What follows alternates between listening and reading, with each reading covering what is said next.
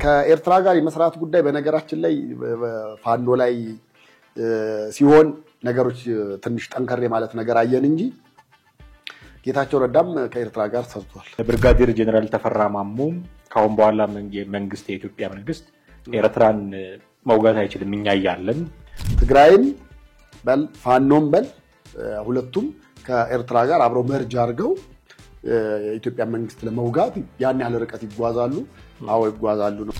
አማርኛ እኮ መናገር የማይፈልግ ሰውዬ ነው ኢሳያስ አፈወርቂ ማለት። አማርኛ በደንብ ያውቃል መናገር ይችላል። እዚህ የመጡ እንኳን ሰላም ተፈጥሯል ተብሎ ሚሊኒየም አዳራሽ የመጣ ጊዜ እንኳን በአማርኛ አላወራ። ለምሳሌ የፋኖ አላማ በለጥል ይችላል የህወሓት አላማ ሁለቱም 4 ኪሎን አልመው ሊሆን ይችላል።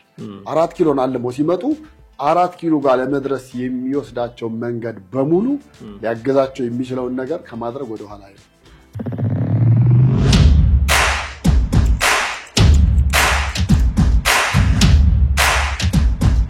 ሰላም ጤና ይስጥልን ውድ ቤተሰቦቻችን እንዴት አላችሁ? ዘኢትዮጵያ ቻናላችንን እየተከታተላችሁ ነው። ወቅታዊ ፕሮግራማችን ላይ እንገኛለን። ቴዎድሮስ ካሳና ማደገፋ ከእናንተ ጋር ቆይታ እናደርጋለን። እስከ ፕሮግራማችን ፍጻሜ ድረስ አብራችሁን ቆይታችሁ ተከታተሉን ዘንድ ያከብሮት ግብዣችን ነው። ከኛ ጋር ሆኑ። ቴዲ እንዴት ነህ?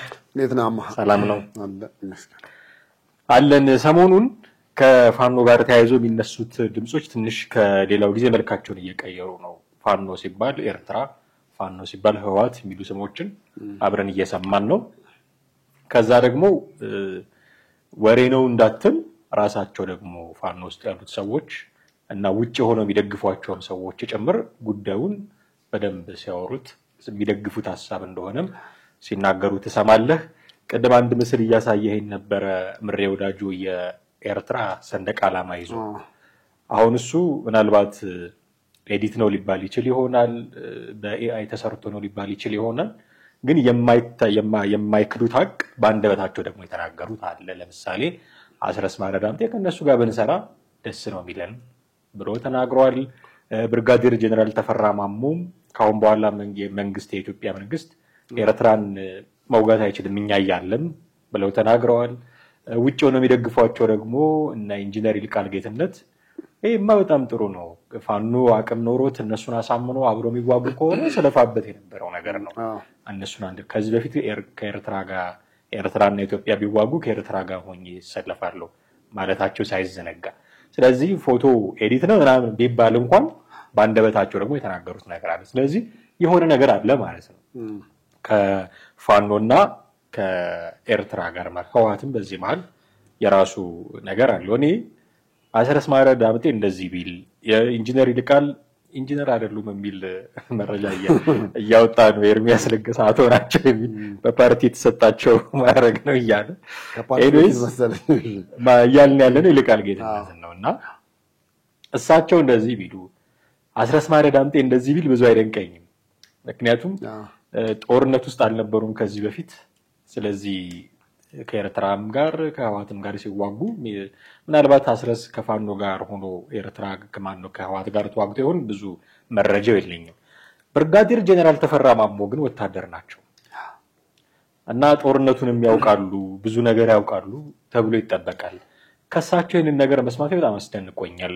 የኢትዮጵያ መንግስት የኤርትራ መንግስትን ቢወጋ መጀመሪያ እኛን የሆነ ነገር አድርጎ ነው አይነት መልእክት ነው። እኛ ያያለን አይነካቸው ኤርትራ ላይ ድርሽ ያለም እኛ ያያለን ከዚህ በኋላ የሚል ከባድ ማለት ነው። ይሄንን ደግሞ እና ይልቃል ይሄ በጣም ጥሩ ነው እዚህ ደረጃ መድረሱ ፋኖ እንደውም አሉ። በጣም የገረመኝ ንግግራቸው እንደውም ፋኖ ይሄንን ማድረግ ከቻለ ምንድናቸው እነዚህ ፋኖች እንደውም ያ የሚባለው ነገር አሉ መተታሞች ናቸው የሚባለው ነገር እውነት ነው ወይ የሚል ነገር እስኪያነሱ ድረስ ነውና ትልቅ ስኬት ነው ፋኖ ከኤርትራም ጋር ከህወሓትም ጋር ከሰራ ትልቅ ስኬት ነው የሚል አንደርስታንዲንግ አላቸው እሳቸው። እኔ የጄኔራሉ በደንብ ነው የከነከነኝ። ጦርን የሚያውቁ ሰው፣ ተዋግተው የሚያውቁ ሰው፣ ለሀገር ዳር ድንበር እንዲፋለሙ የሚጠበቁ ሰው፣ ለዛም ተብሎ ብርጋዴር ጄኔራል የተባሉ ሰው፣ የሆነ ሰሞን የልዩ ኃይል አዛዥ የነበሩ ሰው፣ ከህወሓት ጋር ከዘራ ይዘው ጭምር ሲዋጉ የነበሩ ሰው አሁን እንዴት እንደዚህ ሊሆኑ ቻሉ? እኔ ፋኖ መሆናቸው ጫካ መግባታቸው ሲገርመኝ ጭራሽ አሁን የኤርትራ ድንበር አስከባሪ መሆናቸው ሆኖ ብቅ ማለታቸው ደግሞ በደንብ ነው የደነቀኝና ይሄን ነገር እንዴት ነው የምታየው? ጦርነትና ፖለቲካ አንድ ነው። ለዛ ነው ጦርነት ፖለቲካ ላይ የምታያቸውን መገለባበጦች የጦርነት አሰላለፍ ላይም እንደዛ የምታየው ማለት ነው። ለምሳሌ በእርግጠኝነት እኮ የኤርትራ መንግስትም እኮ በነገራችን ላይ መጨረሻውን ያውቀዋል ስል ቢያንስ በግምትም ይሁን በምን ያውቀዋል። ፋኖ 4 ኪሎ ቤተ መንግስት ቢገባም ዞሮ መልሶ በአሰብ ጉዳይ በቀይ ባህር ጉዳይ መልሶ ከኤርትራ ጋር ጦርነት ሊሆን እንደሚችል ያውቀዋል። ነገር ግን ጠላት የሚባለውን አይነትና ፖለቲካው ላይ ልክ ያለውን መገለባበጥ ፖለቲካ ላይ ያሉትን በደቂቃዎች አክሮባት የሚሰራባቸውን እሳቤዎች ጦርነቱም ላይ ያመጡት ነው አሁን ያሉት። ከዛም አንፃር ይመስለኛል እነሱ በዚህ ልክ አፋቸውን ሞልተው እየተናገረ ያሉት። ከኤርትራ ጋር የመስራት ጉዳይ በነገራችን ላይ ፋኖ ላይ ሲሆን ነገሮች ትንሽ ጠንከር ማለት ነገር አየን እንጂ ጌታቸው ረዳም ከኤርትራ ጋር ሰርቷል። እሱ ራሱም አምኗል፣ ተናግሯል። ታስታውስ እንደሆነ ልክ የትግራይ ጦርነቱ እንዳበቃ እንግዲህ ወደ ስምምነቱ ከመጡ በኋላ በወቅቱ ፕሬዝዳንት የነበረው ጌታቸው ረዳ ነው። ስለዚህ መጀመሪያ ያደርገው ያቀደው ያሰበው ያለመው ወደ ተግባርም የገባው ከኤርትራ ጋር መስራት ነው። ከኤርትራ ጋር በድብቅ እንሰራ ነበር፣ በኋላ ግን በግልጽ ወደ ማውጣት ደረጃ ደረስን ነው ያለው። ስለዚህ ፋኖ ላይ ሲሆን በተወሰነ መንገድ የመጉላት ነገር ታየ እንጂ ጌታቸው ረዳም ስልጣን ላይ ያለ ሰርቶበታል። ሌሎቹም ምናልባት እንግዲህ ኦነግም እንደሚሰራን የሚገባኝ ምክንያቱም እነ ግንቦት ሰባት እኮ ሳይወዱ ቀርተው አይደለም ከኤርትራ ጋር አንድ መሆንን ያን ጊዜ መሆን የሚችሉበት ኤርትራ ምድር ላይ ሆነው ነው አይደል እንዴ? ከወያኔ ጋር ውጊያ የነበረው ከኢትዮጵያ ጋር ውጊያ የነበረው የኢህአዴግ መንግስት ለመጣል በተደረገው ጦርነቶች ግንቦት ሰባት አንደኛ ነው፣ ሁለተኛው ደግሞ ኦነግ ነበረ። ሌሎችም የአፋሮችም ምናምኖችም አሉ። እነሱን ሁሉ ጨምሮ ግን ማረፊያቸው ወታደራዊ እዛቸው ማሰልጠኛቸው የተነበር ብለብት ኤርትራ ምድር ላይ ነው የነበረው። ስለዚህ ፋኖም ይሄኛውን ስትራቴጂ እንደተከተለ ነው የሚገባኝና አንድ የሚያረጓቸው ማያረጓቸው ነገሮች ሊኖሩ ይችላሉ። በመሬት ጉዳይ የሚያጣላቸው ነገር ያለ አይመስለኝም። በመሬት ጉዳይ አይደለም ከፋኖ ጋር ከህወሓት ጋር እንኳን የሚጣሉበት ጉዳይ ያለ አይመስልም። ምክንያቱም ስታየው በቃ ያለው በተሰጠው መሬት ላይ ከዚህ በኋላ ህወሓትም ክርክር አንስቶ የኢትዮጵያ ምድር ነው የትግራይ ምድር ነው ምናምን የሚሉ ነገሮችን ወደ ኋላ ሐሳብ ያነሳል ብለ አትልም። ስለዚህ ትግራይም በል ፋኖም በል ሁለቱም ከኤርትራ ጋር አብረው መርጅ አድርገው የኢትዮጵያ መንግስት ለመውጋት ያን ያህል ርቀት ይጓዛሉ። አዎ ይጓዛሉ ነው። ምክንያቱም ያሉትን ሁኔታዎችም ስታያቸው የሚያመሩትም የሚያሳዩትም ወደዛ ነውና እኔ ያቺ ባንዲራዋም ራሱ ቅድም ያየናት ፌክ ነች ሚል አይደለም። በነገራችን ላይ አንዳንዴ እንደዛ ጦርነት አንደኛው ፓርቱ ፕሮፓጋንዳ አይደለ? በፕሮፓጋንዳ ቀድመህ መገኘት ነው ወይ ደግሞ ቀድመህ ማሸነፍ ወይ ደግሞ ቀድመህ ጠላት ብለህ የምትለው ኃይል ላይ የሆነ የፍራቻን ስሜት መልቀቅ ነው። ያ ደግሞ አንደኛ ሊሆን የሚችለው ይሄው ከኤርትራ ጋርም አብረን እየሰራን ነው። እነሱን ሰንደቅ ዓላማ ይዘው ነው ያየናቸውና ያ ነው ምናልባት በመንግስት በኩል ይሄ ነገር በአንዳነት ነው ሊል ይችላል፣ ምን ሊል ይችላል፣ የተለያየ የዳቦ ስም ሊለጠፍ ይችላል። እሱ አይደለም የሚያዋጣው። አሁን የዳቦ ስም መለጠፉም በአንዳናቸው ብለህ ማለቱም እሱ ሁሉም አይደለም። ምክንያቱም አሁን ስልጣን ላይ ያለውንም በለው ሌሎቹም ስልጣን ለመያዝ ሲሉ መጀመሪያ የሄዱበት አካሄድ ትክክለኛ ባልሆነ አካሄድ ሄደው ነው ትክክለኛ የተባለው መስመር ያዝን ብለው ሊሉ የሚችሉት እንጂ ማንም ሆነ ማንም ወደ ስልጣን ሲመጣ ወይ ደግሞ በትጥቅ ትግል ውስጥ አመጽ ውስጥ በሙሉ የሌሎችን ጣልቃ ገብነትና ከሌሎች ጋር ኃይልን አንድ አድርጎ የመውጋትን ነገር እንደ አንድ ስትራቴጂ ይጠቀሙታል። ያ ባይሆን ጥሩ ነው ግን እየሆነና እያየን ያለ ነው እሱ ስለሆነ ያው አብረው ሆነው እየሰሩ እንደሆነ ማስረጃዎች ንግግራቸውም ድርጊታቸውም እያሳየን ስለሆነ ምንም የሚያጠራጥር ነገር አለው ብዬ አላምንም። ያነሳቸው ማነጻጸሪያዎች ላይ ግን ልዩነት የለም ወይ የሚል ጥያቄ ማንሳት እፈልጋለሁ። ኦነግ ከኤርትራ ጋር ይሰራ ነበረ። የመገንጠል የሚባል መርህ አንግቦ ይሰራ የነበረ ሰው ስለሆነ ስለ ኢትዮጵያ ብዙ የማይገደው ፓርቲ ሊሆን ይችላል። አሁን ያን ጥያቄ አንስተዋል አላነሱም? አንስተናል ብለዋል። ሪሊ አንስተዋል ወይ? ጫካም ያለው የነሱ ክንፍ አንድነን አይደለንም የሚል ጭቅጭቅ ውስጥም ቢሆኑ ግን ምን አይነት ሁኔታ ውስጥ ላይ እንዳለ እናውቃለን። ቲፒኤልኤፍም ቢሆን አንቀጽ 39ና ሰንቅሮ ያስገባብን ህገ መንግስት ውስጥ ስለመገንጠል ሀገረ ትግራይ የሚባል ነገር የሚያቀነቁሩ ሰዎች ያሉበት ነው። ስለዚህ ስለ ኢትዮጵያ ብዙም ላይገዳቸው ይችላል የኦነግ ሰዎች እና የቲፒኤልኤፍ ሰዎች። ፋኖ የሚባለው አካል ግን እንደምታውቀው አሁን ከቅርብ ዓመታት ወዲህ የአማራ ብሔርተኝነት በጣም ገኖ ወጣ እንጂ አማራ የሚባለው ማህበረሰብ በኢትዮጵያዊነቱ የማይደራደር እንደሆነ ነው የምናውቀው። የሚገባን እሱ ነው። ሀገር አቀፍ ፓርቲዎች እንደውም እኛ ያለን ኮንስቲትዩዌንሲ እዛ አካባቢ ነው፣ አዲስ አበባና እዛ አካባቢ ነው። የነሱ ማህበራዊ መሰረት እንደውም የሚገመግሙት ጥሩ ነው ብለው እዛ አካባቢ ነው። ብዙ እንደውም ሰልፍ ሲያደርጉ ስታይ የክልላቸውን ባንዲራ ይዘው ሲወጡ አታይም። የፓርቲ ባንዲራ ይዘው ሲወጡ አታይም። የኢትዮጵያን ባንዲራ ኦፍ ኮርስ ልሙጡም ቢሆን የኢትዮጵያ ባንዲራ ነው ይዘው የሚወጡት። እንደውም የሚታሙት እነዚህ የአንድነት ተቆርቋሪዎች ጨቋኞች እየተባሉ ነበሩ ሁላ የሚታሙት ማለት ነው። አሁን ያ ነገር ነው ወደ ኋላ ሆኖ ከኤርትራ ጋር ስለመስራት እንደዚህ አይነት ጉዳዮች የምታነሳው። አሁን ኦነግ ከኤርትራ ጋር ቢሰራ የሆነ ሰብስታንሺየት ልታደርገው የምትችለው ነገር ሊኖር ይችላል። ቲፒኤልኤፍ ከኤርትራ ጋር ቢሰራ ድሮም ስለ ኢትዮጵያ እንደውም የሚያወዱትን ሀገር ይመሩ የነበሩ አመራሮች ይባሉ የነበሩ ናቸው።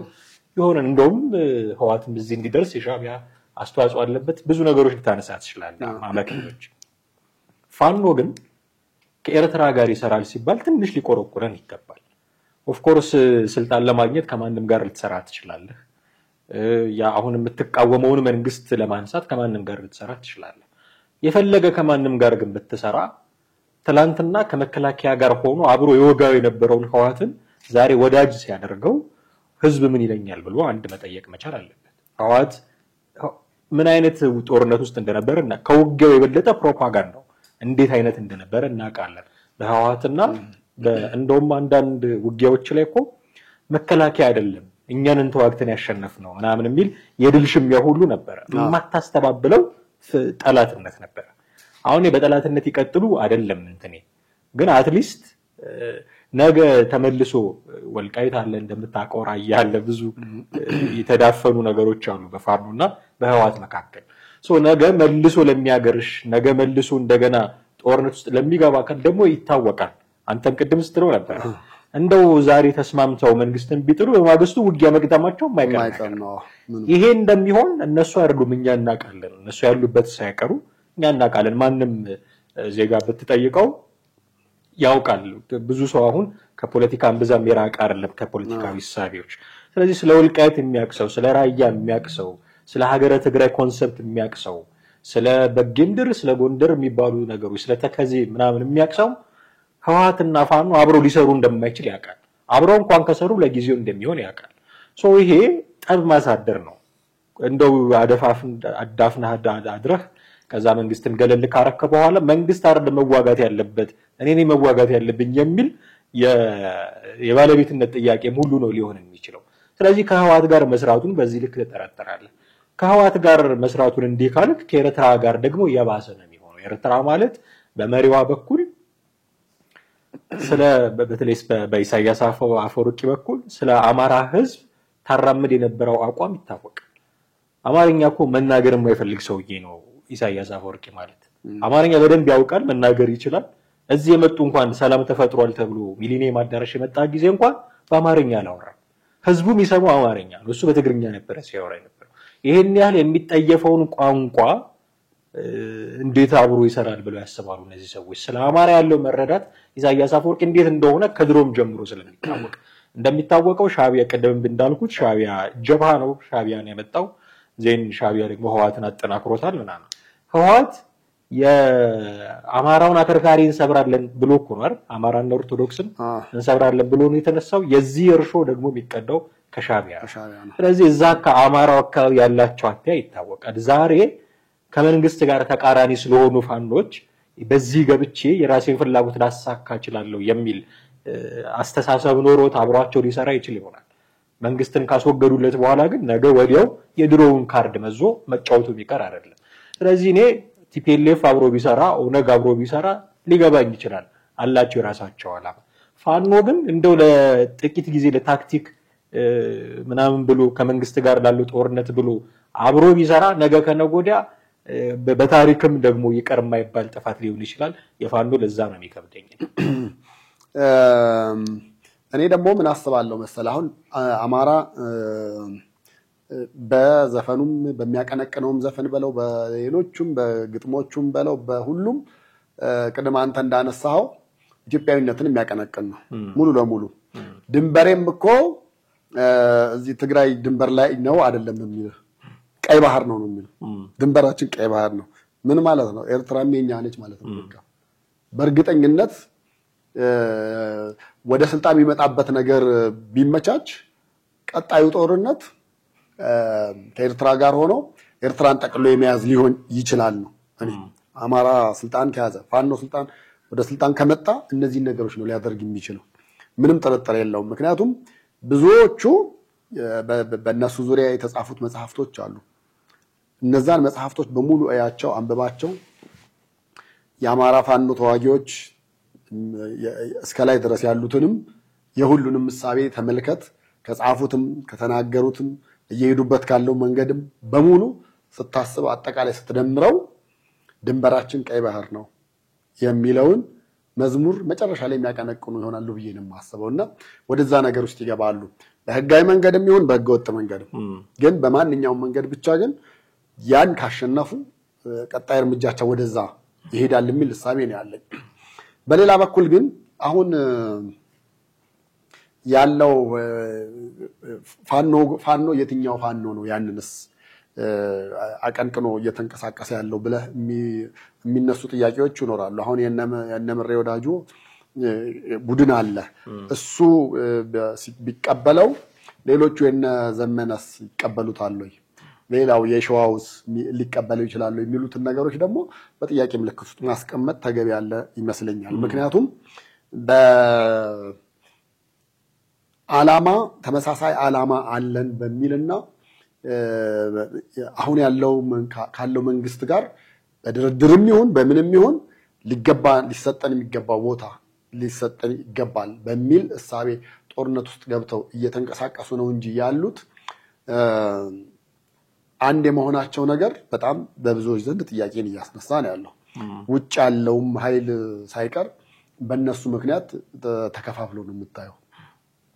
የሸዋውን የሚረዳ የሆነ ቡድን አለ፣ የጎጃሙን፣ የወሎውን፣ የጎንደሩንም እንደዚሁ። ስለዚህ በእነሱ መሃል እንኳን አሁን ያለው አንድ አለመሆን ነገር ከኤርትራ ጋር አንድ የመሆኑን ነገር መልሶ ጥያቄ ውስጥ እንዲገባ ሊያደርገው ይችላል። የተወሰነው ኃይል ያንን ሊቀበል ይችላል። ለምሳሌ እስክንድር በዚህ ጉዳይ ላይ እንግዲህ እኔ ምናልባት ከተሳሳትኩ ታረማለሁ፣ ግን እስክንድር በዚህ ጉዳይ ላይ በተለይ ከኤርትራ ጋር አብሮ ስለመስራት ጉዳይ ብዙ ጊዜ ሲናገር ማትሰማው አታየውም። የአማራን ትግል ማጠናከርና የአማራን አማራዊነት ማቀንቀን ላይ ብቻ ነው ልታገኘው የምትችለው። ከዛ ውጭ ግን ከኤርትራ ጋር ባለው ነገርም ይሄ ሰውዬ አላየነውም፣ አልሰማነውም፣ የተናገረው ነገር የለም። አሁን የምንለው ፋኖ ራሱ አንድ ላይ ሆኖ በእውነት ሁሉም አምነውበት ተሰባስበው ያደረጉት ነገር ውሳኔ ነው ወይስ አንደኛው የበለጠ ደጋፊ ለማግኘት ነው ወደ ኤርትራ የተጠጋው የሚለውንም ነገር ማንሳት ተገቢ ይመስለኛል እንጂ ያለው ነገር ሙሉ ለሙሉ ፋኖ ሁሉን ነገር አክሴፕት አድርጎ ተቀብሎ ከኤርትራ ጋር አብሮ ሆኗል። ከህወሓት ጋር ስለመሆኑ ብዙ ማስረጃዎች መከላከያም እንዳገኘ የነገረን ነገር አለ። ለምሳሌ ከሞቱት ከተማረኩት ኪስ ውስጥ ሲገባ የተገኙ መታወቂያዎች እንደ ማስረጃ የወጡ አሉና እሱ ሊያሳምን ይችላል። ምክንያቱም ያው ከኤርትራ ይልቅ እንደው ከህወሓት ጋር የበለጠ በዓላማ አንድ የሚያደርጋቸው ዓላማ በተወሰነ መንገድ ወይ ደግሞ ከመንግስት ተነጥለው እየሰሩ መሆኑ አንድ የሚያደርጋቸው ነገር ሊሆን ይችላል። በዛ መንገድ ካሰብነው ከህወሓት ጋር እየሰራ ነው። አዎ እየሰራ ነው። ነገር ግን ከኤርትራ ጋር የሚለው ሀፍ የሆነው የፋኖ ፓርት ወይ ደግሞ የተወሰነው አካል ብቻ ወጥቶ እየሰራ እንዳለ ነው። እንግዲህ እነሱም ያነሱ ያሉት ነገር አለ ጽምዶ ነው ይላሉ ያልከባለው። እሱም ነገር አይ ቲንክ የፋኖን ትግል በተወሰነ መንገድ የሚያጠናክር እና እነሱንም መልሶ ወደ ጦርነት በጦርነት ውስጥ ያሉ ናቸው። ነገር ግን በጦርነት ውስጥ እንዳሉ እንደ አንድ ፓወር ተጨማሪ ሆኖ ይቀጥላል የሚል እምነትና ግምት ነው ያለኝ እንጂ ዞሮ ዞሮ ስልጣን ቢይዙ ቢገኝ ቦታው ላይ ካሉ ቀጣይ ጦርነት የኤርትራ ሊሆን የሚችለው እንዳልኩ ነው ድንበራችን ቀይ ባህር ነው።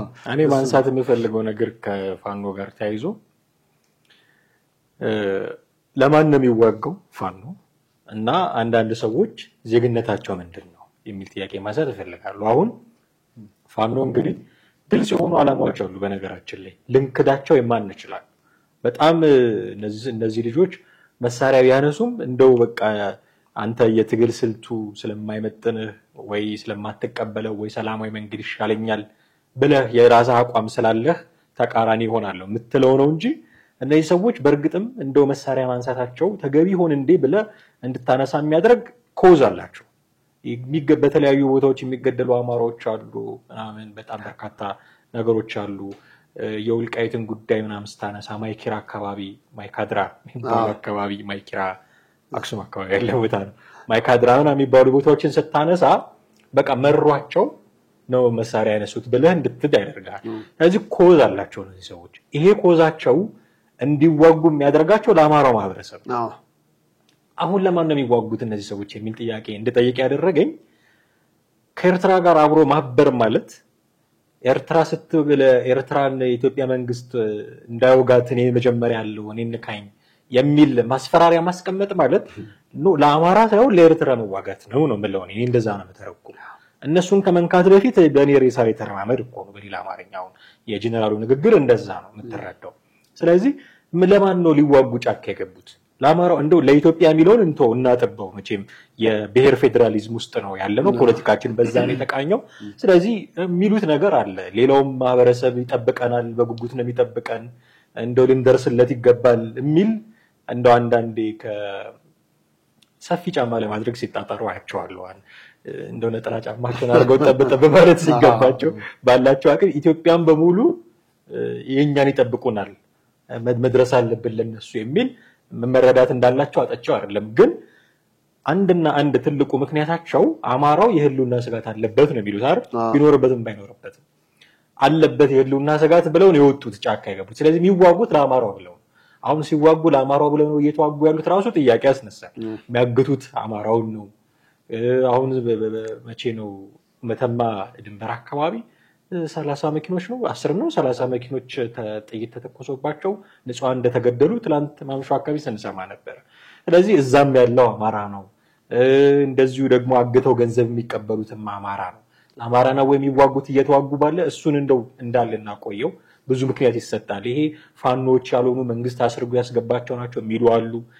ደግሞ እነዚህ ተራሽፍቶች ናቸው ሌቦች ናቸው የሚሉ እነሱን ሁሉ እንውሰድና ሊዋጉ የገቡት ለአማራው ነው ሊታገሉ የገቡት ጫካ የገቡት ለአማራው ነው ካልን ስለ ኤርትራ ምን ገዷቸው ነው? አያውን ይገባኛል መሳሪያ እርዳታ ሊያገኙ ይችላል ይሆናል የ4 ኪሎ መንገዳቸው ሊያቀናላቸው ይችላል። ግን ኤርትራ ነው አፍተሮል ኢሳያስ አፈወርቂ ነው። ስለዚህ ሊዋጉ የገቡት ለአማራ ነው ወይስ ለኤርትራ የሚል ጥያቄ እንድታነሳ ያደርጋል። ሸዋ ላይ እኮ ኤርትራን ከመንካታችሁ በፊት እኛ አለን የሚሉት ብርጋዴር ጄኔራል ተፈራማሙ እየተወጋ ነው እኮ ሸዋ ያለው ፋኖ ነው። እሱ የሳቸው ያልሆነ ሌላ አካል የሚመራው አንዱ ባፋባ አንዱ ባፋድ ስለሆነ ማለት አፋድን ቢወጉ እንደዚህ እኮ አይሉ አፋድን ከመውጋታችሁ በፊት እኔን እንደዚህ አይሉም እኮ ኤርትራ ላይ ሲሆን እንደዚህ ይላል። የሚዋጉት ለማን ነው? አማራ ለሆነው አፋድ መዋጋት ትተው ለኤርትራ ነው የሚዋጉት እነዚህ ሰዎች። ስለዚህ አንደኛ ጥያቄ ለማን ነው የሚዋጉት? ሪሊ ኮዛቸው አማራ ነው ወይ እነዚህ ሰዎች? አንድ ምንድነው ዜግነታቸው? ሁለተኛ አሁን በዚህ ጥያቄ ማዕከል የምናደርገው ሰው ይልቃል ጌትነት ብዙ ሰዎች አይተውታል ብዬ አስባለሁ። ከልደቱ አያሌው ጋር በነበረው ክርክር ኢትዮጵያና ኤርትራ ውጊያ ቢገጥሙ እሰየው ብዬ ከኤርትራ ጀርባ ነው የምሰለፈው ብሎ ቃል በቃል ተናግረዋል። በቃ ከመጣሽ ማርያም ታምጣሽ እኮ ነው። በዛ ተፈናጥጬ 4 ኪሎ ገባለው ነው። አሁን ደግሞ ከኤርትራ ጋር እንሰራለን ሲሉና አስረስ እነ ብርጋዴር ጄኔራሉ ይሄማ በጣም ተገቢ ነው ስለፋበት የነበረው ነገር ነው። ይልቃል ጌትነት ዜግነቱ ምንድነው? ኢትዮጵያዊ ነው ኤርትራዊ ነው? አሁን እነዚህ ሰዎች በነገራችን ላይ ይሄ ጦርነት ከመምጣቱ በፊት ተቋሚ የሚባሉ ፓርቲዎች በሙሉ ማለት በሚቻል ደረጃ ባህር ቀይ ባህር ምንድነው የባህር በር አሳጣችሁን የሚል ትልቅ ጥያቄ እንዳላቸው እናውቃለን። የባህር በር አሳጥታችሁናል፣ በአንድም በሌላ መንገድ ኢትዮጵያ የባህር በር ያስፈልጋታል የሚል ጥያቄ ያላቸው ናቸው። አሁን ከኤርትራ ጋር እንሰራለን ይላሉ። ባህር በር አንሰጥም ከምትለው ኤርትራ ጋር የባህር በር አንሰጥም እንከስሻለን፣ እንደውም አሁን ኤርትራን ሀገርነቱ ቀና እንነሳታለን የሚል አንድ ሐሳብ እየተዘዋወረ ነው። መንግስት እንደዛ ያደርጋሉ አላለም፣ ማድረግ አለበት የሚል ሐሳብ እያቀረበ ነው። ይሄንን ያነበቡ የኤርትራ ባለስልጣናት በቢሊዮን ዶላር የሚቆጠር ካሳኛ ደግሞ በምትኩ እንጠይቃለን። አሁን ካሳውን የሚጠይቀው ወገን ነው ማለት እኮ ነው ይልቃል ጌትነት ማለት።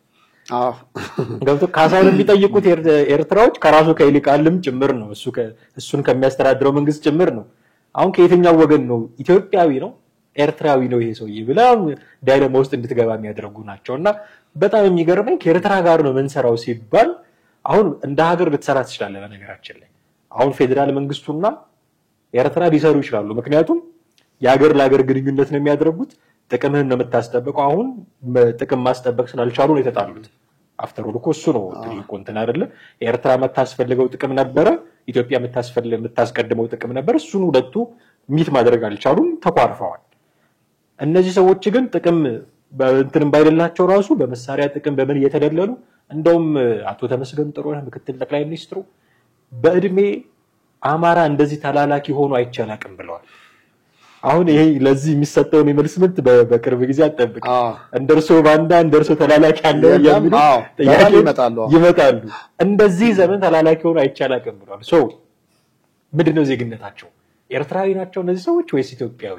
እኔ ኢትዮጵያዊ ወይ ሞት ብለው እንደውም እኮ የብሔር ፖለቲካ ያስፈልግም አማራ ኦሮሞ አትበሉ ይሉ የነበሩ ሰዎች ለኢትዮጵያ ብለው አሁን ኮምፕሮማይዝ አደረጓት ኢትዮጵያን ለኤርትራ ብለው።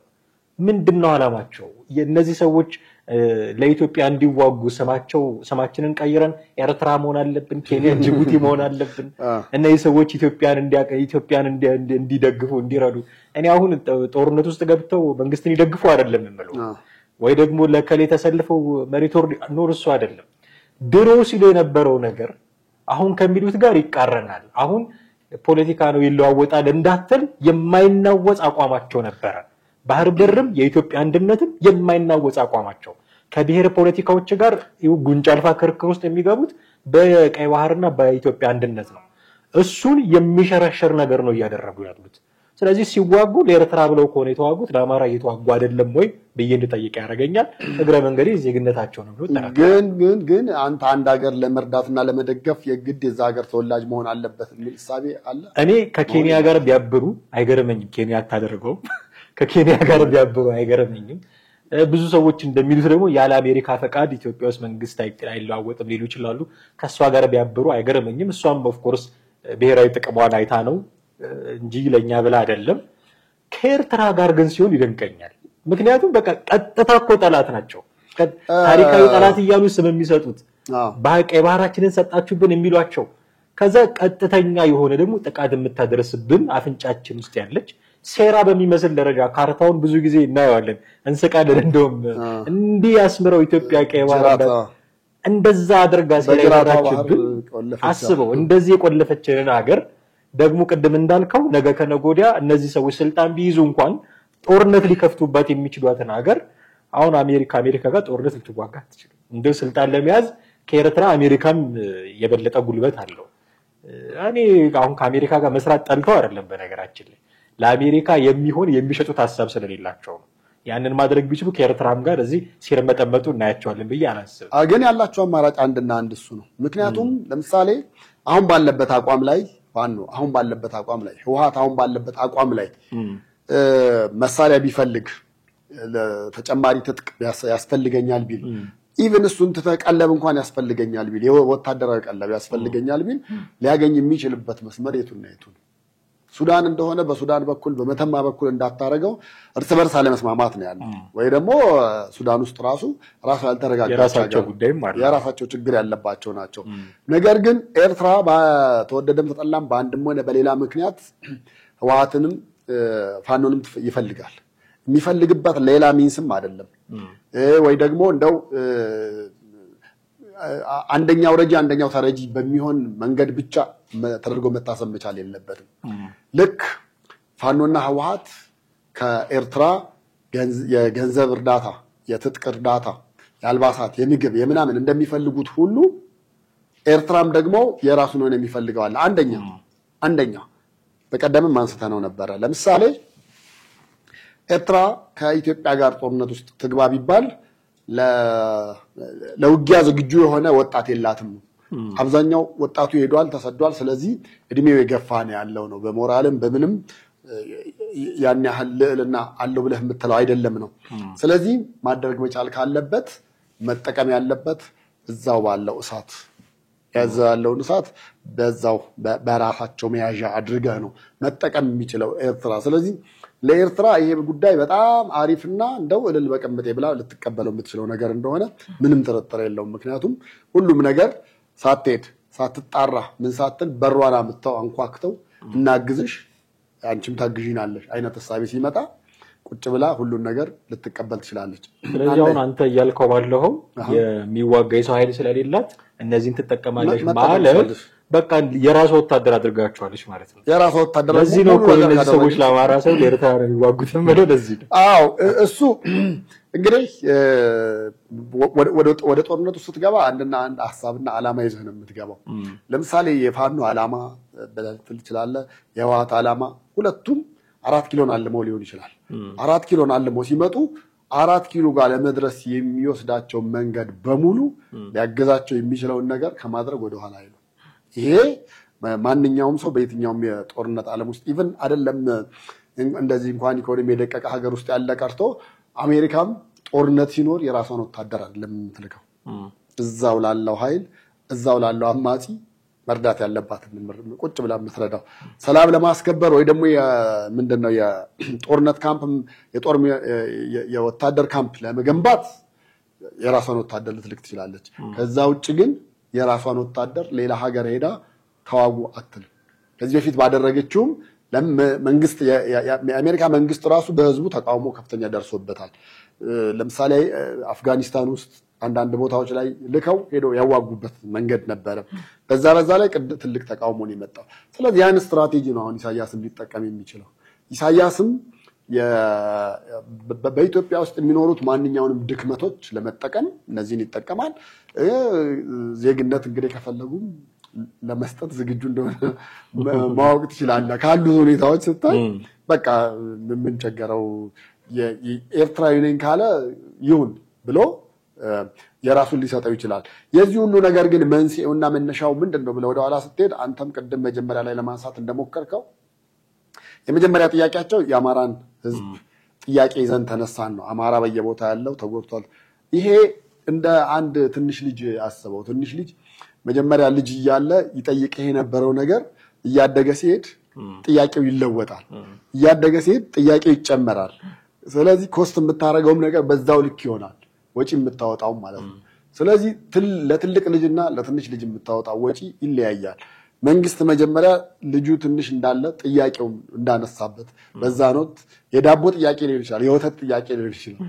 እዛው ተሰጥቶ ቢሆን ኖሮ ዛሬ እዚህ የስልጣን ብለን የምንለው ወይ ደግሞ ትልቅ ሆነ ጎርምሰ ቤቱን እኔ ነኝ የማስተዳድረው አባወራው እኔ ነኝ የሚለው ጥያቄ እስከሚመጣ ከጠበቀ ነገሮች ከፍ ይያሉ ነው የሚሄዱት ምናልባት እንግዲህ የ2018 ዓመት በርግጥ 2017 እቅዴ ነበር ሲል ነበር መንግስት የሰላም ጉዳይ ነው ሲል ነበር ግን የ2018 ደግሞ ከሌላው ነገር በላይ ለማቱን ማቆሙ አንድ አፍታ ወደዚህ ይገባል የሚል ሐሳብና እምነት ነው ያለኝ ከዛ ውጭ ግን ጥያቄው አሁን እየቀጠለ ይሄዳል ከኤርትራ ጋር ያለው ግንኙነት ምናልባት ወደ ሱዳንም ሊመጣ ይችላል ወደ ሶማሌም ሊሄድ ይችላል ወደ ኬንያም ሄዶ ቀቡልነት ሊያገኝ ይችላልና ነገሮች በጣም እየሰፉ ኤክስፓንድ እየሆኑ ነው የሚሄዱት ስለዚህ ከዛ በፊት ነገሮች በተሻለ ነገር መቆም ቢችሉ ጥሩ ነው የሚል እምነት ነው ያለኝ አለዛ ነገሩ ፍጻሜው አስከፊ ነው የሚሆነው ከፋኖ ጉዳይ ለመውጣት አንድ ነገር ነው ዝም ብለን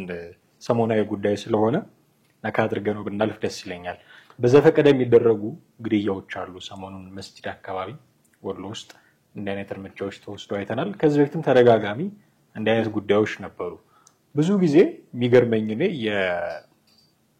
ይሄንን ጥቃት እንደ አይነት ጥቃቶች ከደረሱ በኋላ የሟቾቹ ጉዳይ እንደ ሰው አይደለም ትሪት የሚደረገው ሰዎች ናቸው የተገደሉት በግፍ ነው የሚሞቱት ትሪት የሚደረገው ግን የሰው ልጅ እንደሞተ አይደለም ወይ ዘራቸው ወይ ሃይማኖታቸው ወይ የፖለቲካ አቋማቸው ወይ ያሉበት ስልጣን ምናምን ነው የሚታየው አሁን በዚህ በሰሞኑ ኬዝ ሃይማኖታቸው ነው ብቻ ተወስዶ ነው አሁን ሃይማኖታቸውን ብቻ ወስደ ስታይ ከዚህ በኋላ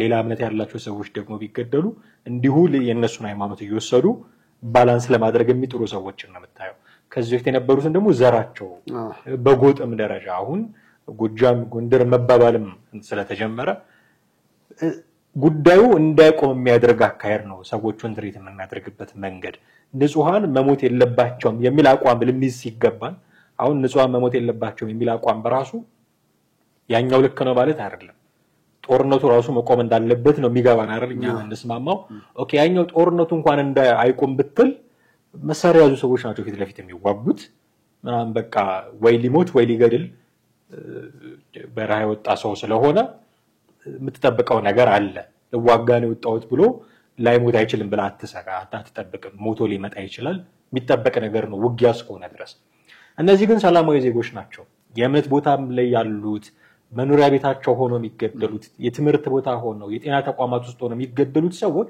ንጹሃን ናቸው በዝሆኖቹ ሲጣሉ የሚጨፈለቁ ሳሮች ናቸው እነዚህ ምንም ውስጥ የሌሉ ናቸው እና ጥበቃ ሊደረግላቸው የሚገባ እንደዚህ በዘፈቀደ ሊገደሉ የማይገባቸው ሰዎች ናቸው ትሪት የምናደርጋቸው በዛው ልክ ነው መሆን ያለበት አሁን ይገባኛል ለመስራት የሚፈልገው ትርክት ግን ሁሉ ጊዜ እንደዚህ ንጹሃን ሲሞቱ ዘራቸው ነው መጀመሪያ የሚጠራው ሃይማኖታቸው ነው መጀመሪያ የሚጠራው ካሁን በኋላ እንዲህ ነው የሚቀጥል ያለው ነው ንጹሃን መሞት የለባቸውም ብለን መናገር ካልጀመርን በስተቀር ንጹሃን መሞት የለባቸውም ስትል ማበር ትጀምራለህ አንተ ሃይማኖትህ ኤክስ ከሆነ እኔ ሃይማኖቴ ዋይ ከሆነ የኤክስ ሃይማኖት ተከታዮች ሲሞቱ የዋይ ሃይማኖት ተከታይ ዝም ብለ ላይ ይገባኝ ንጹሃን መሞት የለባቸውም ካልኩ እከሌ የሚባለው እምነት ተከታይ መሞት የለበትም የሚል ግን ካነሳው ያንተ ሃይማኖት ተከታይ ሲሞት ዝም ብለ ነው ማለት ነው ስለዚህ እንዳይቀጥል ነገሩ እንዳይቀጥል እና ያበረ ድምጽ ይዘን ተሰብስበን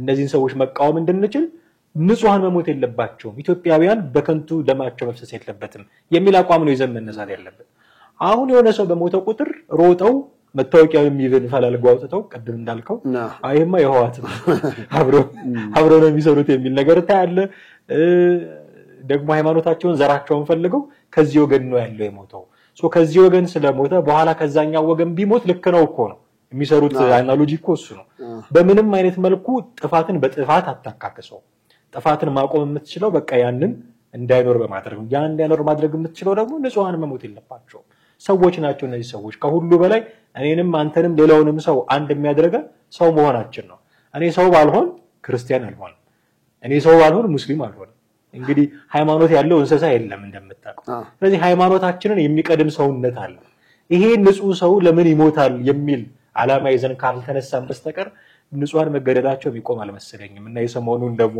ፋኖ ነው ሌላ አካል ነው የገደላቸው የሚል መከራከሪያም አለ ይሄን አይተን ብናበቃ ብዬ ነው እሱ መልካም ነው ግን የስብዕና መለኪያው ነገሮች አሁን በአገራችን ባለው ሁኔታ ትንሽ ነገሮች ፈር የለቀቁ ነገር እንደሆኑ በጣም ብዙ ማየት ትችላለህ የሆነ አካባቢ ሲሞት ሰው ሞተ ሳይሆን ብሄሩ ነው ከየት አካባቢ የመጣ ነው የሞተው ሃይማኖቱ ምንድነው ወደሚል እሳቤ ነው የመጣው ግን በሂዩማኒቲ ደረጃ ካየው በስብዕና ደረጃ ካየው አንተ አንድ ኢትዮጵያዊና አንድ አፍጋኒስታዊ መንገድ ላይ ሁለቱም እኩል ወድቀው ሞተው ብታገኝ ማንን ነው የምታነሳው ጥያቄው መሆን ያለበት እሱ ነው ያንን የአፍጋኒስታን ዜጋ ካነሳህ አንተ ከብሔርህ ውጭ ነህ ማለት ነው። በቃ ያ ማለት ምን ማለት ነው?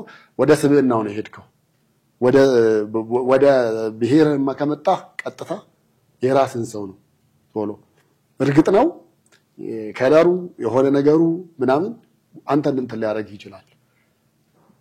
በዚህ ሐሳቤ ግን ማንሳት መቻል ካለብህ ወይ ሁለቱንም ታነሳለህ፣ አለዛ እንደውም ቅድሚያ ለዛ ትሰጣለህ። ምናልባት በባዕድ ሀገር መጥቶ የሚለውም ነገር ሐሳቤ ካለ በዛ ደረጃ መሆን ያለበት። ይሄ የብሔር ደረጃ የብሔር ነገር የፖለቲካ ነገር በተለይ ፖለቲካው ያመጣው የብሔር ጉዳይና የሃይማኖቱ ኢትዮጵያ ውስጥ በጣም ኤክስትሪም የሄደ እንደሆነ የምታይባቸው የእስራኤል ፍልስጤም ጦርነት ላይ በሁለት የተከፈለ ጀማ ነበር አይደለም? በሁለት የተከፈለ አስበው እና ሙስሊም ብለህ የምትለው በፍልስጤም ጎን ሆኖ ክርስቲያኑ ደግሞ በእስራኤል ጎን።